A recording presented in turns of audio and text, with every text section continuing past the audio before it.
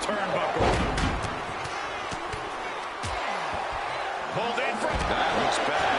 Bray's face is making me weak to my stomach. Boom, nice. And they just busted out an impactful maneuver. I think the champ's got it. Is it enough? The cover. 2. And he's still in the game. I don't believe it. How did the challengers survive that? By the skin of their teeth. And don't expect the champ to start going easy on them now. Orton has ended so many matches with that, but it did not do the trick just then. Down to Orton. And a double axe handle smash. And he tosses him back in now. And he's able to counter. Uh-oh. Uh-oh. And just landing him with it. Does he have him here? Quick shoulder up. What's it going to take to put this match away? Oh, look at his aggression. Just pure brutality. Come on, easy. And Luke gets that turned back on him. Kick to the gut. What are they looking for here? Looks like a I think the same thing. big forearm. Luke retaliates.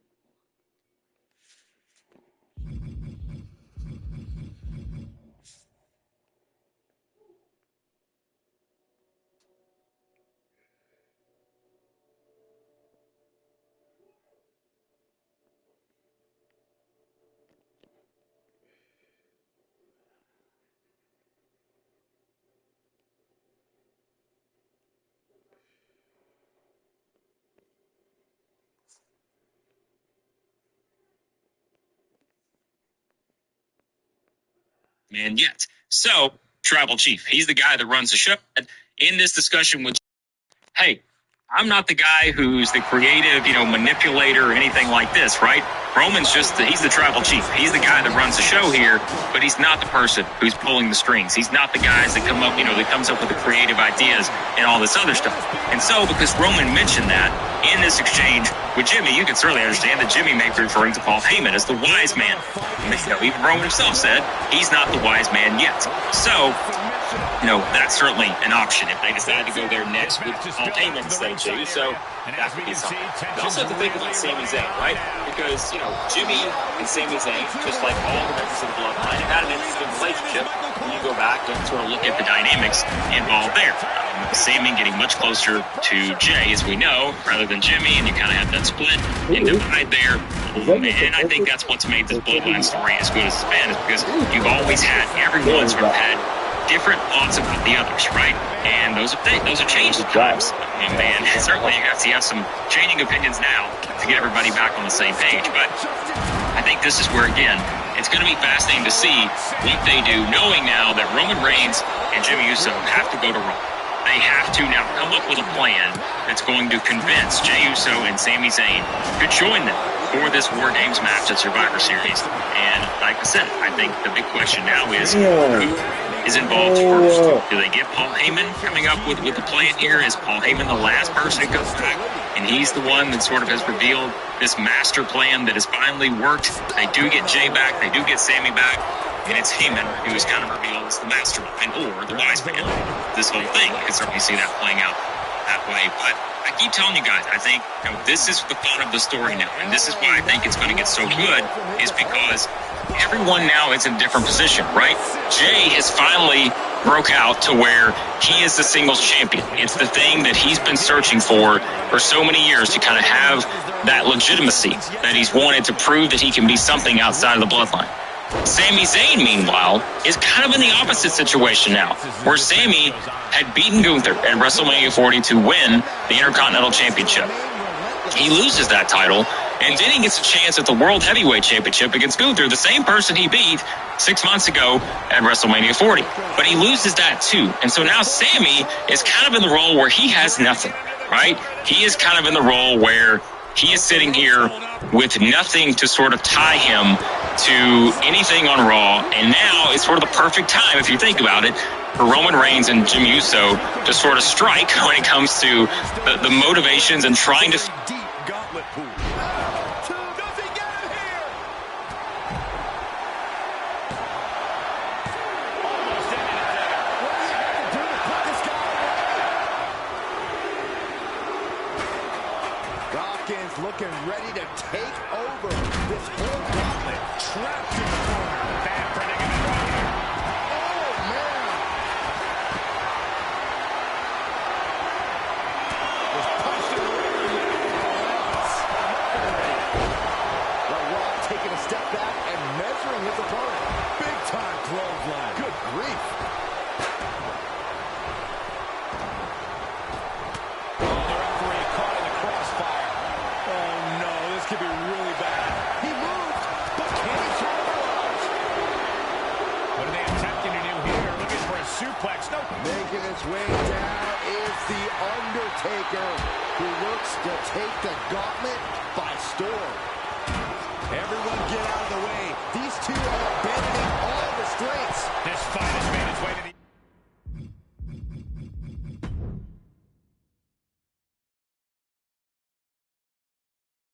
entranceway. Oh, man, so many things can go wrong now. Facing off at the top of the ramp. I don't know what's going to happen, but it's going to hurt. More attacks like that will leave you gasping for air. It looks like it already is.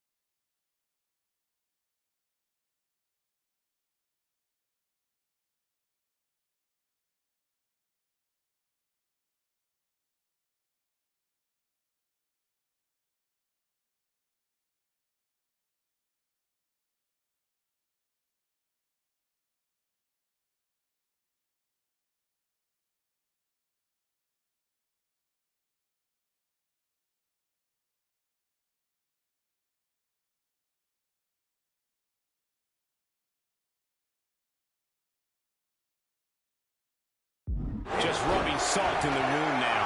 Nothing fancy here, just raw power. And more hits up there can leave you dazed.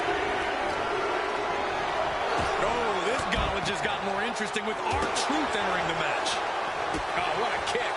Yokozuna dodges out of that. So close. Now would be the time for everyone to clear out. Easier said than done. They are not concerned about anyone else's well-being. Hope you boys put your running shoes on. It might be time to clear out. Perhaps thinking about what to do next here.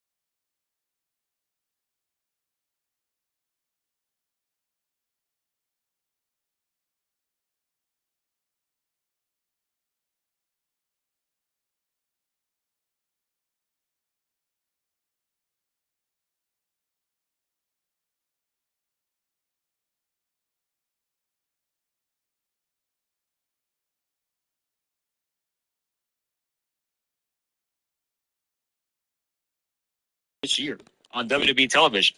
And now even that has become fractured, and it's all because of Cody Rhodes. And I think what we're going to realize is what Owens is saying about Cody, whether you believe it or not, there is some truth to it about Cody making these decisions to team up with Roman Reigns, to do these kind of things, right?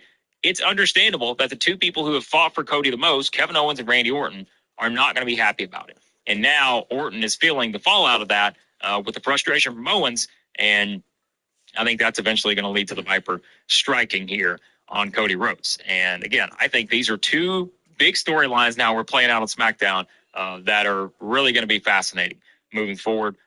Even though we all kind of know the direction they're headed in, we have no idea how they're going to get there because they're being very creative, I think, with the steps they're taking with these two. But yeah, so there you go. You got a lot of fallout now. What's going to happen? What's Orton's next move after Owens, releases his frustration on both, Orton and Cody? When's it going to happen? When is it going to be enough for Randy Orton to realize that every time he's doing this, it's not ending well for him, and he's going to have to also, I think, make it clear that it's Cody's fault, and we'll find out when Orton decides to release that frustration as the fight. But elsewhere on SmackDown, again, those were kind of the two main things here. But you did have Naomi pinning Nia Jax. That was kind of an interesting development to have her get the pin. So you would think that's going to line up a match for Naomi against Nia for that championship. But you also have, like I mentioned, France Split, all this other stuff. It's Crown Jewel season. We've got these crossover matches. But you did have Liv Morgan and Dominic Mysterio and Rodriguez here, which of course led to Rhea Ripley coming out and attacking them to kind of get some of her revenge on what happened at Bad Blood, coming out of that match. And again, I think you've got a lot of interesting dynamics here moving forward. You've still got Tiffany Stratton right there. Nia Jax is getting more and more kind of physical with Tiffany now. You can tell Nia's pissed about, Tiffany potentially cashing in on her, even trying to give her direction here to cash in on Liv Morgan after Nia annihilates her at Crown Jewel. Yeah, you have kind of a lot of moving pieces in this segment here. But yeah, I think you got a lot of good stuff coming out of it. So that was that. And also, LA Knight has successfully defended the title against Carmelo Hayes. And yeah, we're going to get to it. We didn't know it was going to take this long, but we are going to get to that seventh match between Andrade and Carmelo's. That match is going to happen as well, which, again, I think all this kind of said first is going to be next in line for U.S. title shot. They both already got U.S. title shots, so I think we know what the thought is here. We're going to get that triple threat probably between the three with LA Knight, Carmelo, Andrade. For someone wondering if we're going to get that Crown Jewel, could certainly be a possibility there. Yeah, that seems to be the immediate future for the U.S. title picture. The AJ Styles injury, we don't know how that factored in. We talked about it last week. Remember, it was real, it was big. It seems like, he's supposed to be part of it, was part of the story, but it does sound like he got legitimately injured. So, yeah, how did that affect their plans moving forward for the U.S. title situation? We don't know that for sure. And so, yeah, that was certainly something that was, kind of on display here. And we'll see if we just kind of get back to that triple threat and figure out, where we go from here with the championship. Also on this show, I mentioned earlier, Nick Aldis was trying to get between Street Profits and DIY, wanting, another shot tag team title situation, but Aldis was talking about how excited he was for the new team coming in next week, and it does seem like we're going to get that match against Angel and Berto, because you have Legado del Fantasma. Santos was basically talking about how they needed more opportunities, and I think Aldis kind of teased that we could probably see that as the Motor City Machine Guns debut next week on SmackDown. They play the...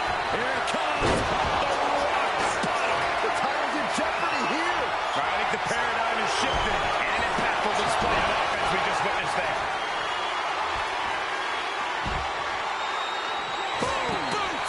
Nice. Looks like LA Knight has no respect for his competition. The adrenaline is pumping, and the WWE Universe is on off of them. side. We'll see, Looks like because LA they're going Knight to make their got debut busted up. next week. But I forgot to mention, you did have the tag team championship match. I know we mentioned that.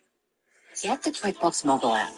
Simply snap photos of receipts, tap, and sort transactions automatically. So, what do you want to talk about, man? I want to talk about tonight's episode of SmackDown, which actually I respect. Already. Look at him. Already. That nigga is so funny, bro. Whoever this nigga, C Jax, 525. That nigga is funny, nigga. That nigga do WWE content. He be clowning that nigga Cody Rhodes. I respect it, yo, Hunter. I love it, yo. That shit be funny. What do you want to talk about, man? I want to talk about tonight's episode of SmackDown, which actually I respect you.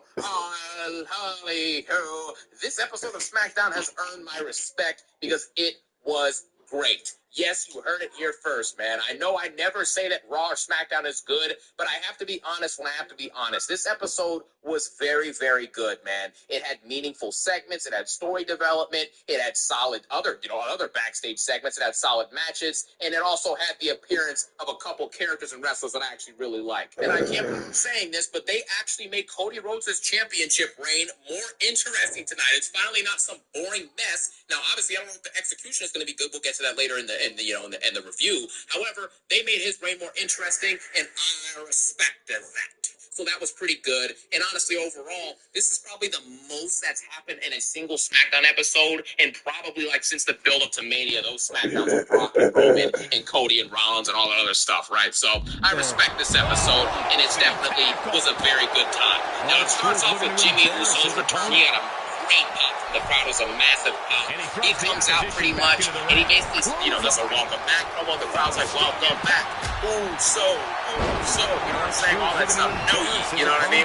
Which we'll get to no yeet in a second because Roman Reigns is talking about that. But yeah, this is a cool opening. It's great to see Jimmy back. It feels like a return to formula with the bloodline starting off the show. You know what I'm saying? The real bloodline. Jimmy and Roman and, the others, right? And the others. Jay and Sammy will likely be coming in soon. We're also going to talk about that later. But Jimmy basically cuts a promo saying, I'm back. Solo's happy for me. He's a coward. He's not the real tribal chief. And I'm going to whoop Solo's butt. And as he's going to end up saying that, Roman Reigns, the OTC, pops up. And I just have to say that, straight up, dude, Roman Reigns' presence is unmatched by anyone in this roster. Literally nobody. Besides The Rock, when he comes back, obviously The Rock's story and his presence is on a different level. But Roman Reigns, bro, the presence this dude has when he comes out is absurd. The crowd loses it. The OTC chants are blasting. The pyro, the ones to the sky. I mean, without the title, this dude is still obviously the top draw and the clear number one and the leader of this company. It's very evident. It's obvious. So he basically comes out as an entrance, and he comes down to the ring, and he actually doesn't do the, so-and-so town, acknowledge me. He doesn't do that tonight. He actually has the town acknowledge Jimmy, right? Because Jimmy's been gone for a while, and he came to help Roman when Roman needed him most. So that was that. It was a nice little funny moment the way they played it off, too, because after he says acknowledge Jimmy, Jimmy puts his hand out to get the mic, and Roman is like, here's my high five, and then laughs after. Like, it was a really funny thing, man. Jimmy Uso's comedy and his hilariousness that he brings to this really brings out the levity in this group, so that was great. The next thing that happened, Roman Reigns basically cuts a promo basically saying the bloodline used to be the top thing in the company, right? They used to be the peak. Everyone used to respect them. Again, the torso is punished. The core of the entire anatomy control power in the company. They were on top of everything. They dominated. And, Roman Reigns was basically cutting an intense promo, and he was saying words in a way that he always does, and he makes it mean something. There's few stars all time, or not few, right? Because obviously the top superstars all time in WWE, that when they say something, it means something. Every single time. There's a special cadence to it. There's a special intensity that Roman brings to this. And he basically says at the end of it, we have to remind people that we are the ones. We come to these hallways, when we step in these arenas, we cause fear in people, you know what I'm saying? We're going to take back what's up.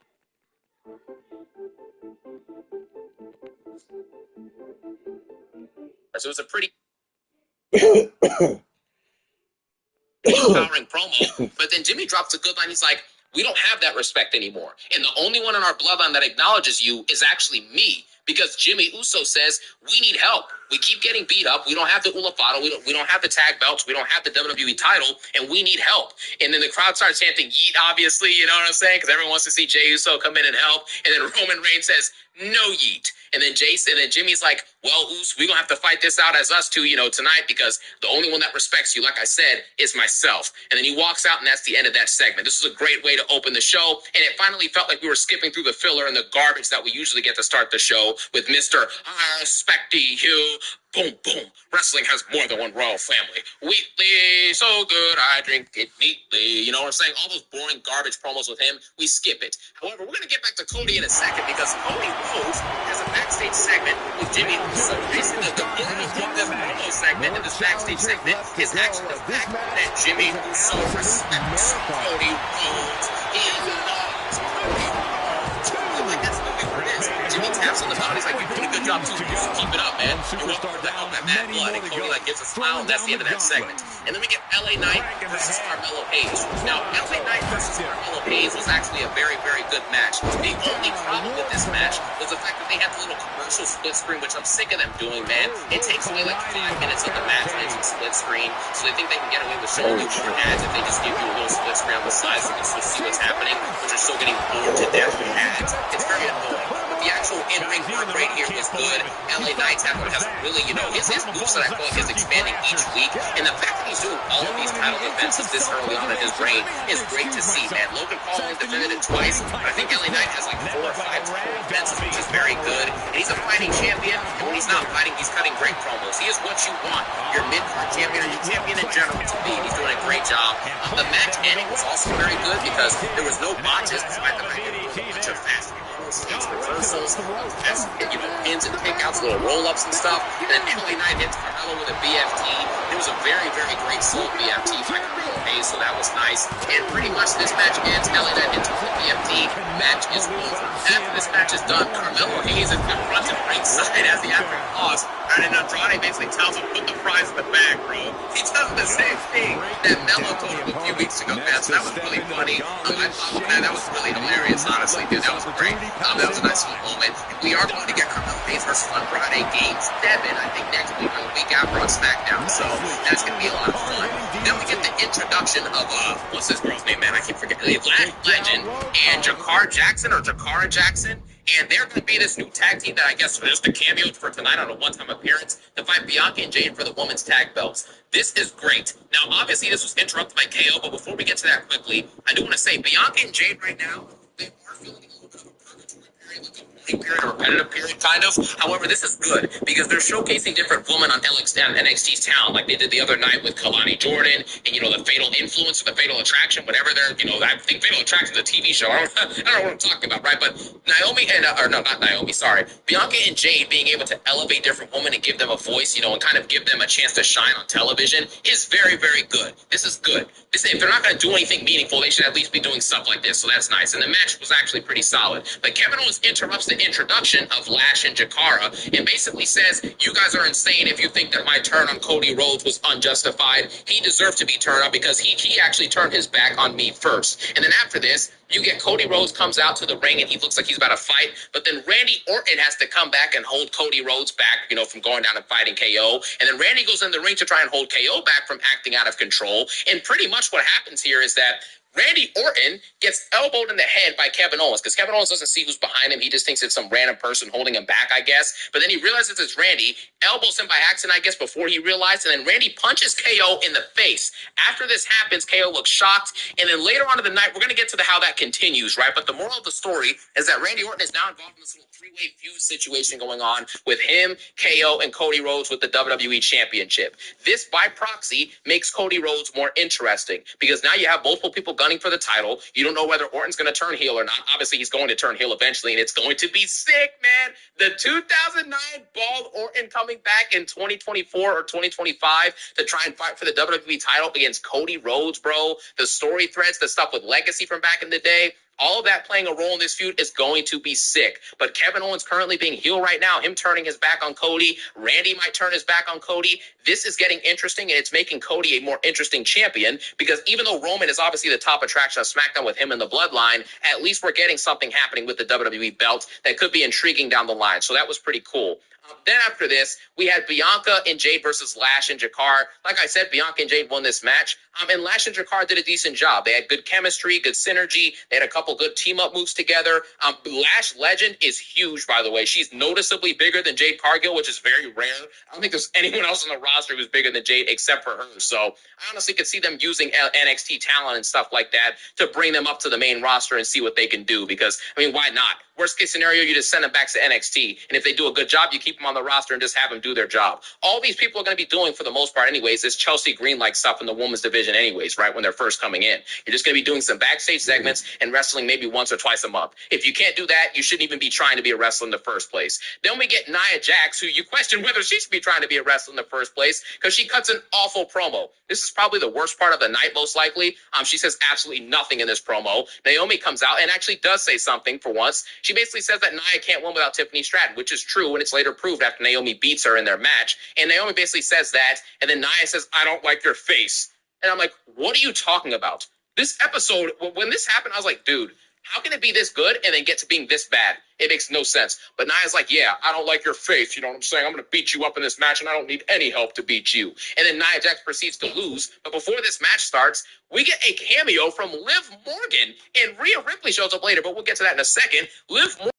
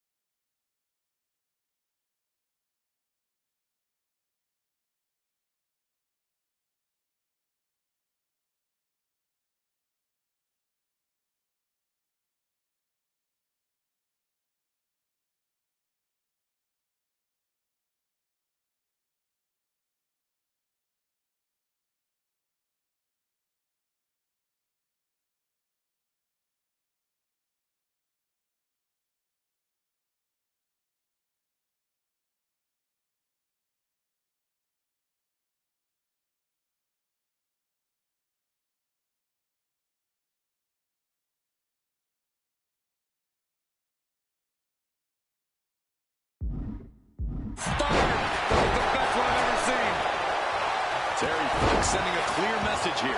He's going for the pin. This could be it. Big boot. Boom. Did you hear the impact?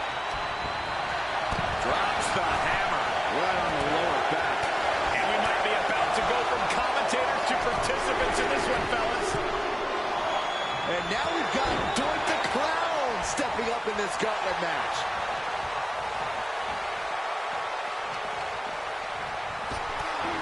Shot right to the kidney.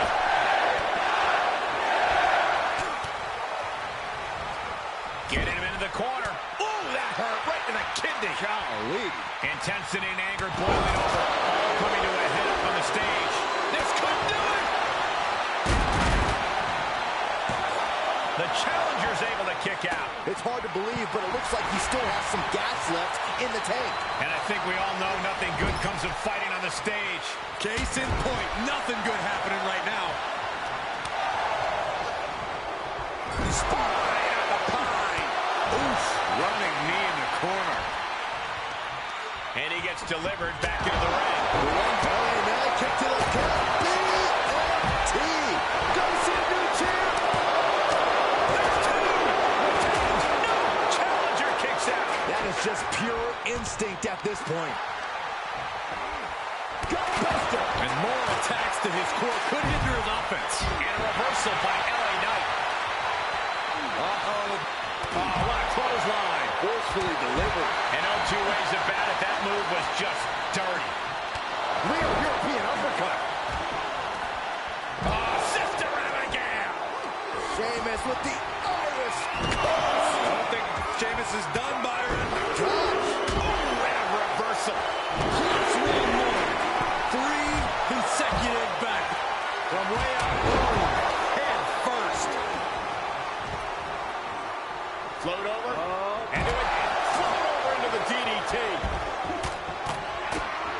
Yes, press. A familiar, gruesome sight on the face of the American Nightmare. This is a pretty dangerous place to fight. Screens, exposed metal, ledges, so much can go wrong very quickly. And the beating his body has taken has led him into this very...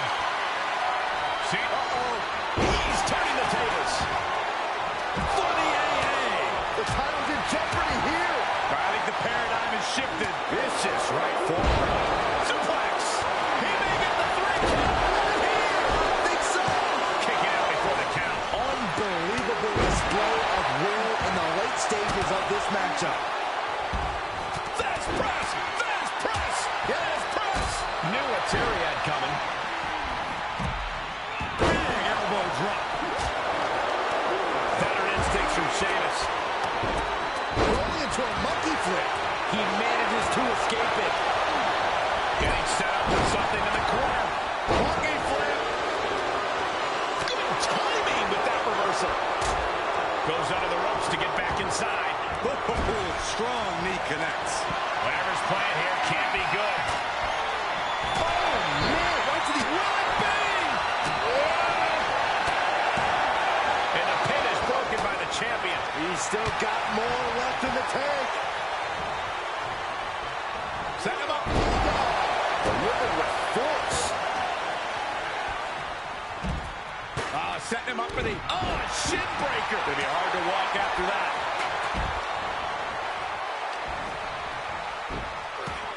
Shin breaker into a suplex. Great combo.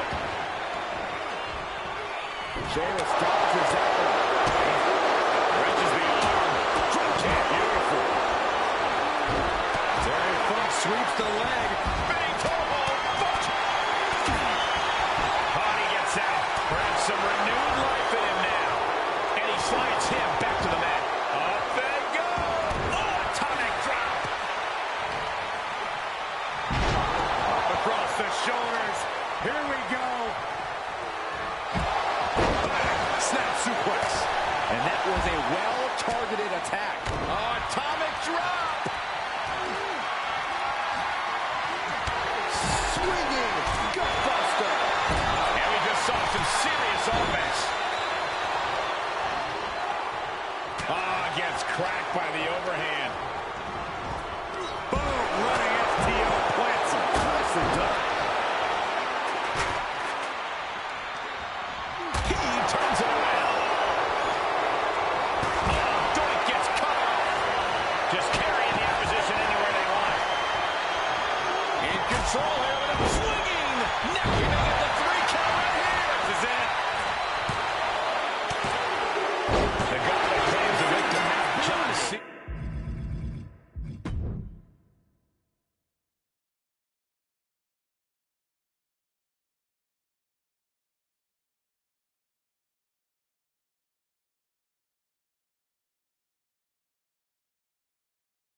It's done. I don't even know the entry pool at this point, but I know we got fights for days left in this one. Neckbreaker. Cody retaliates. Oof. Absolutely spiked. Mandible claw. Mandible claw. We can have a new champion. 2 count. And that ends the Gautlet for Sheamus. He's out of the match. There goes one competitor, but there's still plenty of time and plenty of obstacles left in this one. And it's a long way down from there. What on earth do they have planned here? Trying to rally the WWE fans home back to the ring. Oh my goodness, can you believe that? Leaping.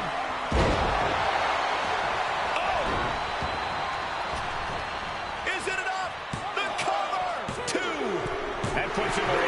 Bray Wyatt is gone from this gauntlet. From the top rope. Oh, no. Crashing hard onto the floor. The great one with the float over. Boom with the DDT. Vicious right forearm. And look in front. That's going to put Doink on the wrong course. This could do it. That's it for Doink the Clown. He's been eliminated. That was quite the elimination, but we are far from the end of the road here. Delivers the knee drop. Saw that one coming. All right, here we go. The Sandman is our next gauntlet entrant. His eyes are fixated. He's looking to end this. Some intimidation tactics from the Sandman. He's one step ahead there. Throw. Knight caught by surprise. Down with the Bulldog. Just disrespectful. Boom! And that one misses the mark. Defenses are sharp in this series of reversals. This can't be good. They just missed wildly. Took the high risk, but unfortunately, no reward. Oh, and he doesn't connect. That is what happens when you throw your body around. You eventually meet the pavement. Terry Funk sending a clear message here. Flying. Good Lord. Taking flight. And that was a collision you don't want to be on the receiving end of. Came down like a wrecking ball in a cinder block. Fought off with an elbow. And now we've got Balor heading for the gauntlet. Cody for the crossroads. Cody's put a lot of competitors out with that. Cover. There's two. Fights out at two. I am in shock. What's it going to take to keep this guy down? And a reverse power slam. What a move. Oh, clothesline. Oh, driving the elbow. Throw him back in under the ropes. Uh-oh. Oh, Balor with the counter. Shinbreaker and a suplex. Great combo. Oh, an uppercut. That'll cost some teeth. And Joe looking to prove he can survive this gauntlet match. He eludes the contact. Suplex. Kick lands.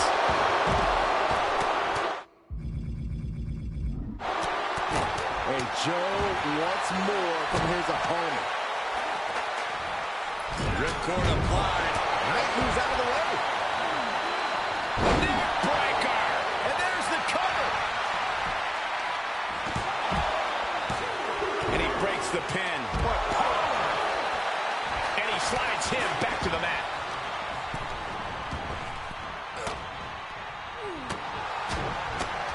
Short jab. Raining down those shots to the back of the neck. Oh, big solo.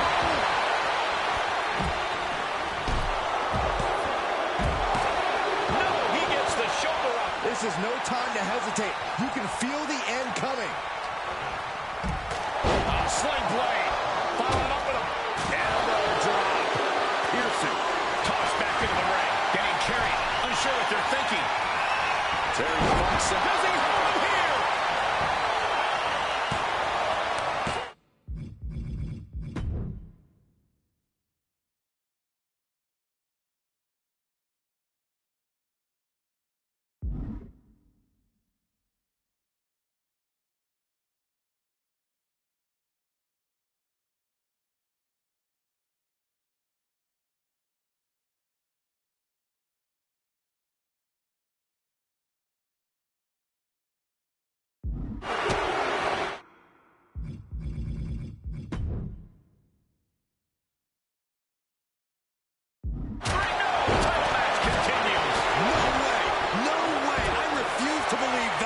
Not the position you want to be in right now.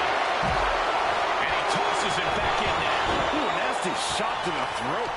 Perhaps looking for some kind of equalizer here. Dribbling the opponent's head like a basketball. Driven down. Cover. 2 count.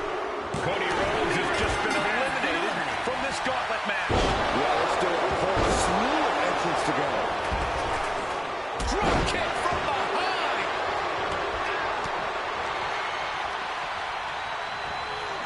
Oh, look at this. I don't want to be part of these problems.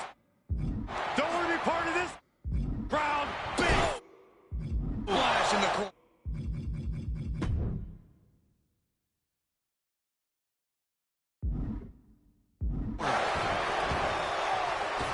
Taking off from the ropes.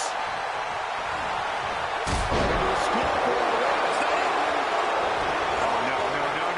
Oh, yes.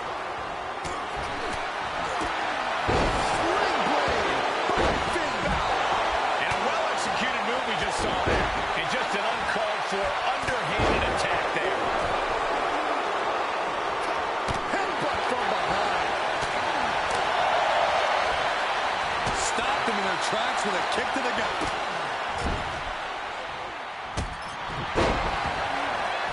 This can end it right here. Here it comes. Alabama slam. There he goes, right into the corner. Oh, elbow right to the breadbasket for their troubles. Turning the tables there. Uppercut connects. Belly down, kick to the gut. BFT. The champ's eyes will glaze over. That's it for the Rock. Eliminated from this match. Still a long road ahead with many roadblocks yet to enter the ring. Time to run the gauntlet, and Rio looks ready. And some effective offense with that one. And it looks like that opened Balor right up. Ah, kick. Nasty kick. Rigo messing with him, clearly trying to force an error. Dropped him with a big shoulder tackle. And the possibility for serious injury just went way up. These superstars are starting to get very imaginative right now. You have to think someone's looking at that stage and getting some dark thoughts. He's got the answer for that one. Oh, my goodness. Nice side headlock applied. Oh, and a right hand for good measure. Answered with a shot right to the face. Right out of ringside and back to the mat. And these attacks up in the neck area have gone way too far. Listen, someone needs to ring the bell for this situation.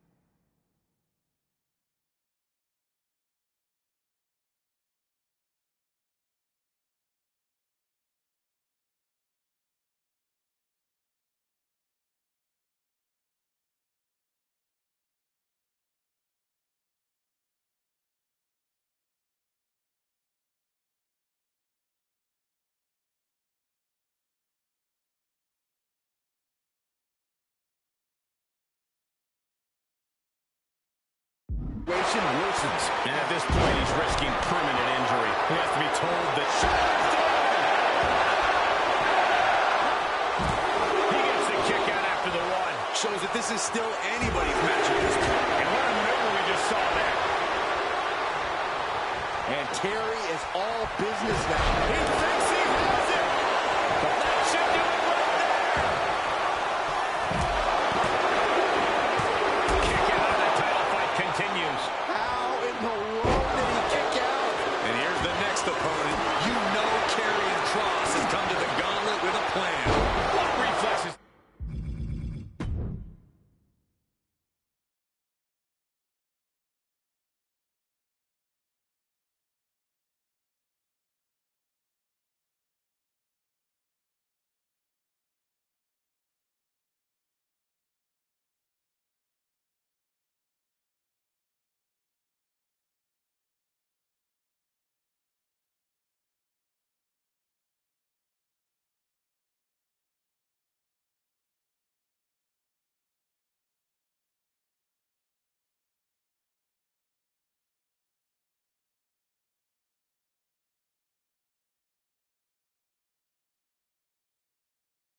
To stop